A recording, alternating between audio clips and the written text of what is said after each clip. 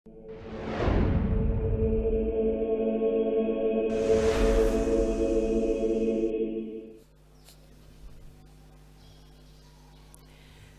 Ibu, dan saudara-saudariku yang dikasihi Tuhan, di sebelah sana ada pakaian putih-putih, jumlahnya tidak tahu berapa ekor itu, berapa orang.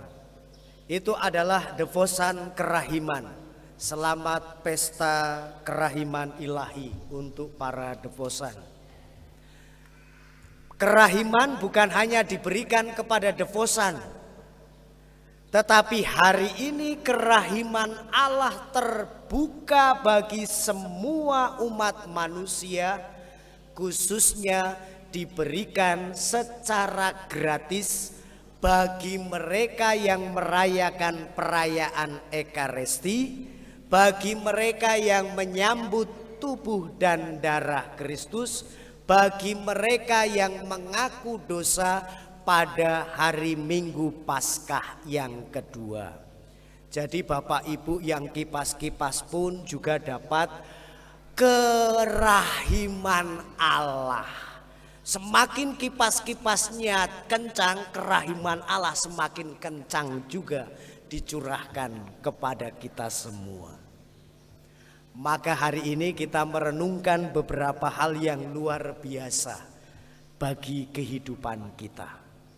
Karena kalau kipas-kipas itu tanda bahwa kita memang orang berdosa. Orang berdosa kalau di dalam gereja itu terasa panas. Orang berdosa di hadapan yang suci biasanya terasa terbakar. Tapi orang suci di dalam gereja akan tertidur. Maka lihat kanan kirimu, kalau tertidur berarti dia orang suci. Jadi jangan dibangunkan. Hari ini kita semua merenungkan sesuatu yang sangat penting di dalam kehidupan kita.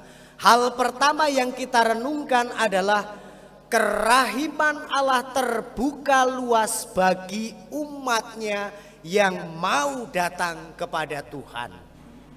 Dan itu dikatakan persis ketika tahun 2000 Paus Yohanes Paulus II menjadikan Minggu Paskah kedua sebagai Minggu Kerahiman Ilahi dengan mengeluarkan satu ensiklik, yaitu Dives Mercy in Misericordia.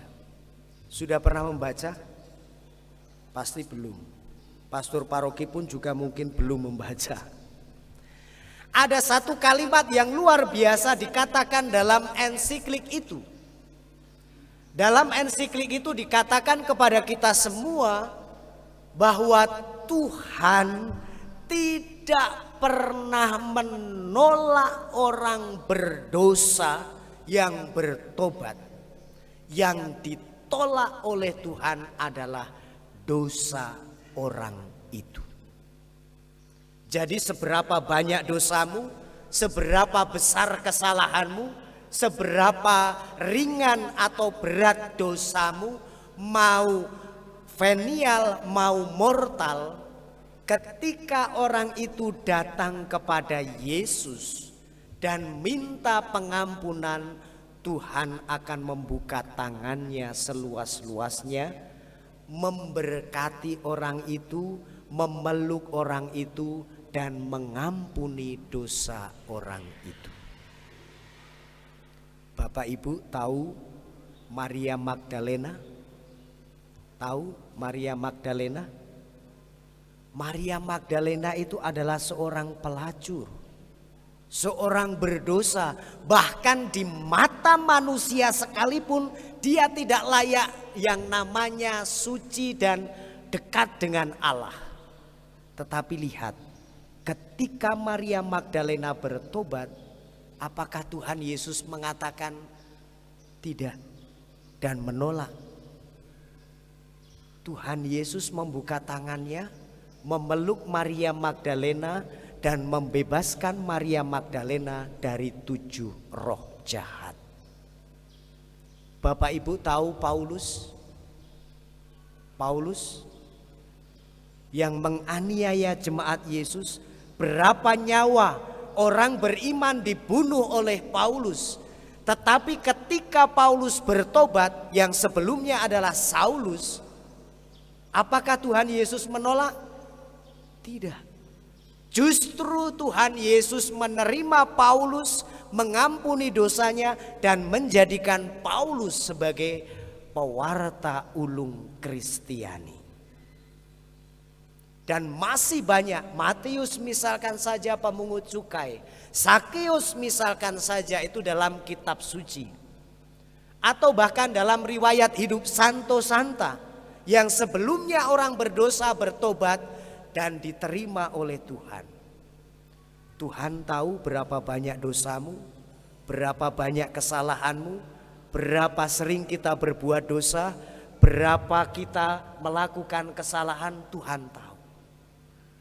Hari ini Tuhan menyatakan kepada kita semua, datanglah kepadaku, maka aku akan mencurahkan kerahiman yang luar biasa untuk kita semua. Maka pesta kerahiman tiada lain adalah pesta di mana kita orang berdosa diampuni, dilepaskan, bahkan memperoleh berkat indulgensi. Itu yang pertama yang kita rayakan dan kita renungkan pada perayaan Ekaristi Paskah kedua. Hal kedua yang kita renungkan dan juga kita sungguh-sungguh menjadi dasar dalam kehidupan kita, persis seperti yang dikatakan Yesus kepada Santa Faustina. Di depan sana ada gambar kerahiman Yesus yang memancarkan kerahimannya, dan di bawahnya ada tulisan Yesus ufam tobie. Yesus, I trust in you. Yesus, engkaulah andalanku. Maka hal kedua yang kita renungkan pada perayaan Paskah kedua adalah menjadikan Yesus sebagai andalan hidup kita. Karena apa yang di dunia ini tidak bisa kita andalkan. Suami yang kita andalkan, misalkan saja, berapa kali menyakitimu, berapa kali mengecewakanmu, berapa kali ingkar akan kesetiaan yang dikatakan kepadamu, berapa kali membuat istri-istri itu menangis setiap malam. Kita mengandalkan istri, berapa kali mulut istri itu menyakiti hati suami sampai tertusuk-tusuk sehingga suami-suami pada kurus-kurus. Itulah tanda-tanda suami-suami takut istri. Maka pandanglah suamimu masing-masing, kalau dia kurus, bertobatlah, buatlah suamimu itu menjadi gemuk. Karena melalui tutur kata kita, para istri membuat suami menderita. Istri yang kita andalkan pun, yang kita sayangi sekalipun, juga seringkali ingkar dan melukai. Lihatlah orang tuamu, yang kita andalkan sekalipun juga sama, seringkali membuat anak-anak ini menderita, tidak bebas, tidak merdeka, terasa tertekan, depresi dan seterusnya. Pimpinan misalkan saja, orang sekitar misalkan saja, bahkan pastor paroki pun yang kita percayai pun seringkali kadangkala juga membuat kita terluka. Maka hari ini Tuhan Yesus menyatakan kepada kita, jadikanlah aku, Tuhan Yesus itu, sebagai andalan hidup kita. Maka ketika kita punya andalan yang luar biasa, yang tidak pernah ingkar, yang tidak pernah mengecewakan, yang tidak pernah menunda, yang tidak pernah membuat kita terluka. Lihatlah, jadikan Tuhan Yesus itu sebagai andalan hidupmu. Maka hidupmu akan diberkati, hidupmu akan dilindungi, hidupmu akan dituntun. Bahkan kitab Wahyu tadi mengatakan, ketika tangan Tuhan itu menyentuh kita, maka di situ kita disucikan, disembuhkan, diperbaharui. Maka biarlah pada hari Minggu Paskah yang kedua ini, tangan Tuhan itu menyentuh hidup kita, menyentuh diri kita, dan menjadikan Dia sebagai andalan hidup kita. Itu yang kedua. Jadikan Yesus sebagai andalan hidup kita. Katakan setiap hari, Jesus, I trust in you. Yesus, engkaulah andalanku. Hal ketiga yang kita rayakan pada Paskah yang kedua ini persis seperti yang dikisahkan dalam Injil. Berapa kali sih Yesus menampakkan diri kepada murid-muridnya? Berapa kali? Berapa kali Yesus menampakkan diri kepada murid-muridnya? Berapa kali? Berapa kali? Hah? 4. 3. Siapa yang 3? 3 kali Yesus menampakkan diri. 4 kali.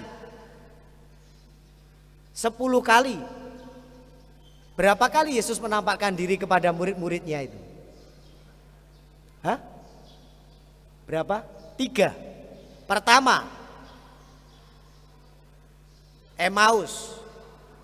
2. 3. Mari kita lihat dalam kitab suci. Pagi-pagi buta, Maria Magdalena, Maria ibu Yesus, Maria pergi ke makam Yesus, dan di situ pintu makam sudah terbuka. Lalu berdirilah malaikat, dan ternyata itu adalah Tuhan Yesus. Dia bertanya, siapa yang kau cari? Maria Magdalena, Yesus. Dia sudah tidak ada.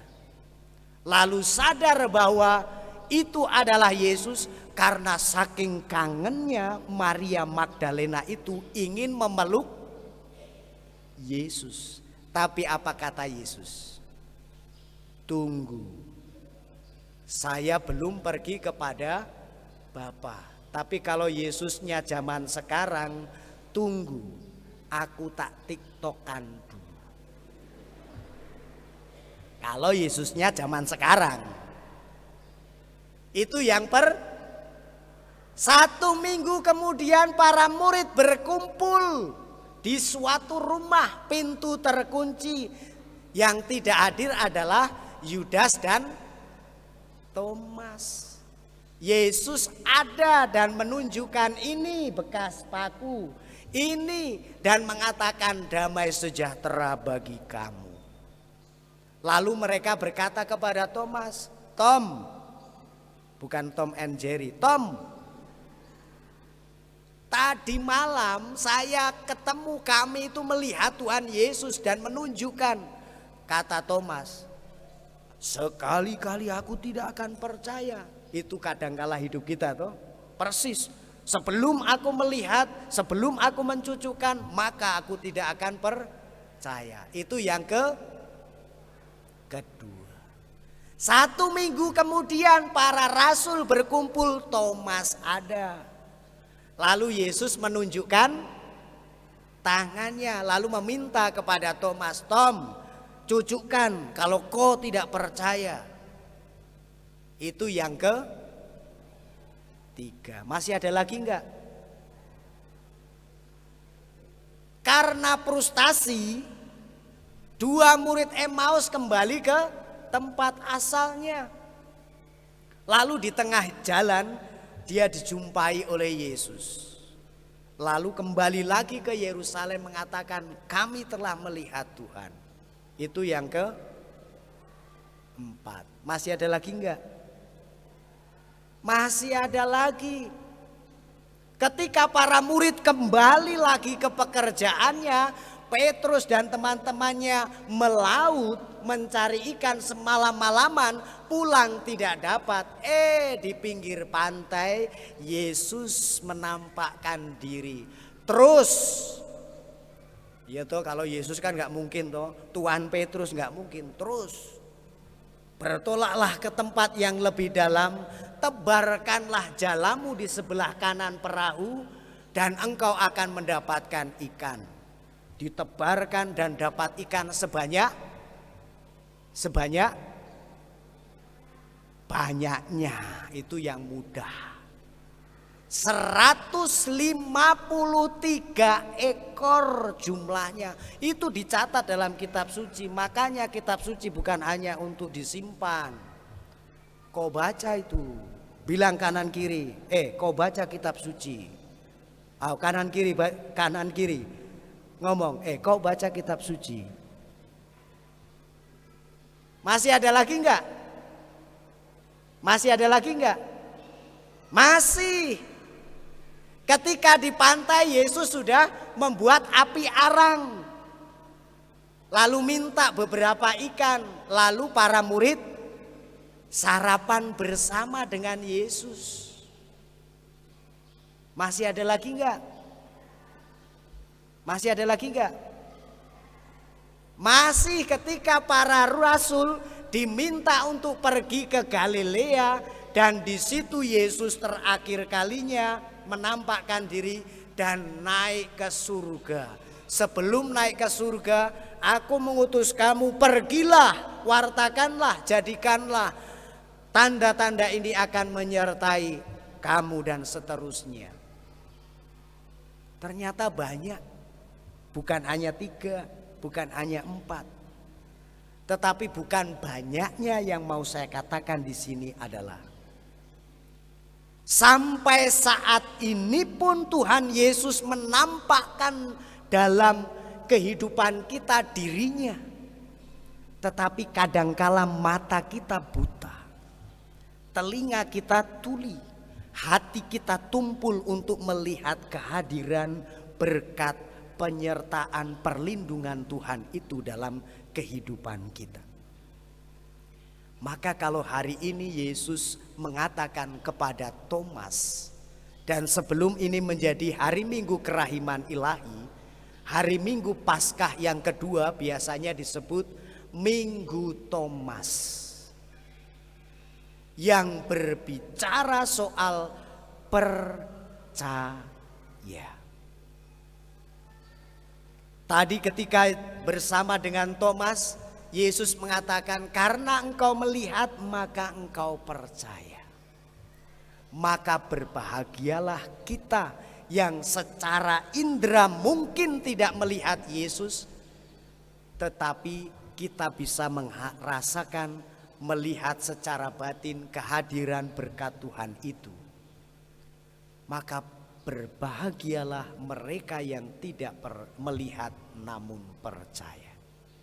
Maka hari ini kita pun diundang untuk meletakkan dasar kehidupan kita pada pondasi iman yang kokoh, yaitu percaya kepada Kristus. Yesus, I trust in you. Dives mercy in misericordia, dan percayalah, maka hidupmu akan penuh berkat, hidupmu akan dilimpahi damai sejahtera, hidupmu akan bahagia, dan hidupmu akan dilindungi aman sentosa oleh Tuhan, dan diperkenankan memperoleh rahmat dan berkat surgawi. Tuhan memberkati. Mari kita berdiri.